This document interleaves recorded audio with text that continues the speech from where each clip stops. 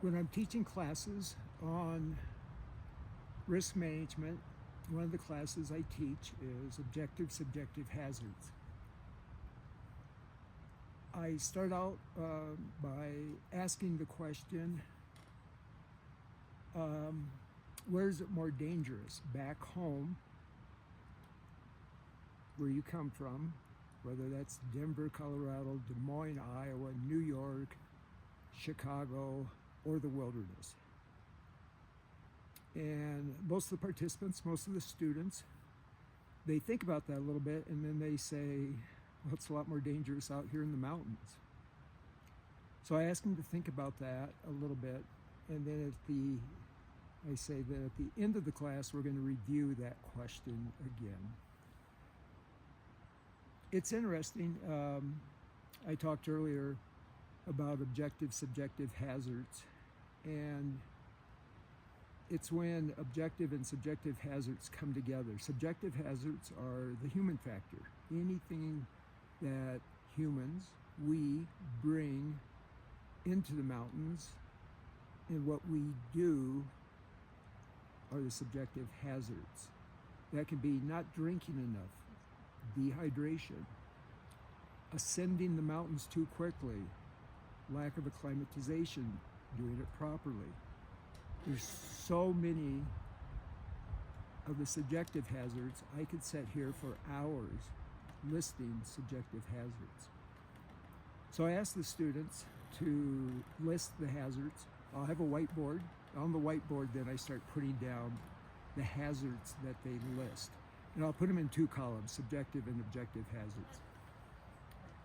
And when they talk about objective hazards, in that column, we put down a few, and then I explain to the students that objective hazards are somewhat finite, that there's only about 14 objective hazards. Now, experts in the field may argue with that a little bit, but in my view, there's approximately 14. I'm oversimplifying, and I realize I'm doing that.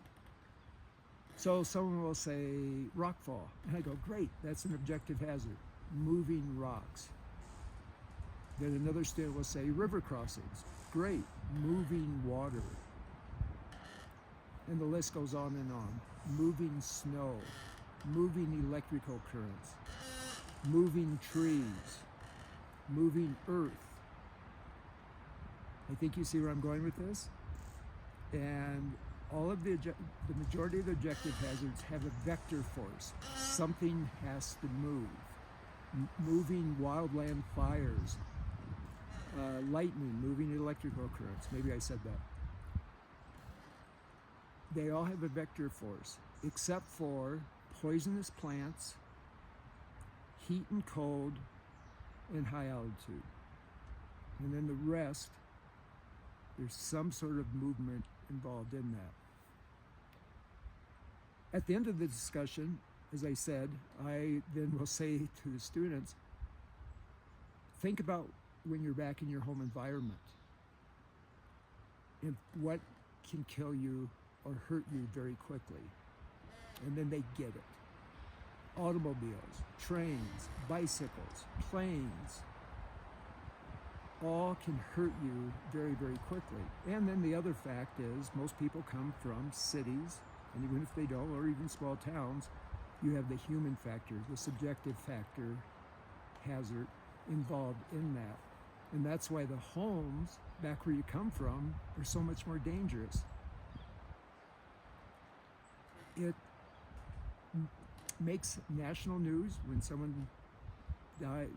A few people die in an avalanche, someone falls off a mountain, or if a grizzly bear eats someone, grizzly bear, moving animals with moving teeth, or gets stomped by a moose, moving animals. But those are rare occurrences in reality to how many people are out here. We don't want those to happen. We want to be aware of the risk involved in going to the mountains. We want to take the proper gear and clothing when we go out in the mountains. But again, in reality, the most dangerous place is back home in their home environment.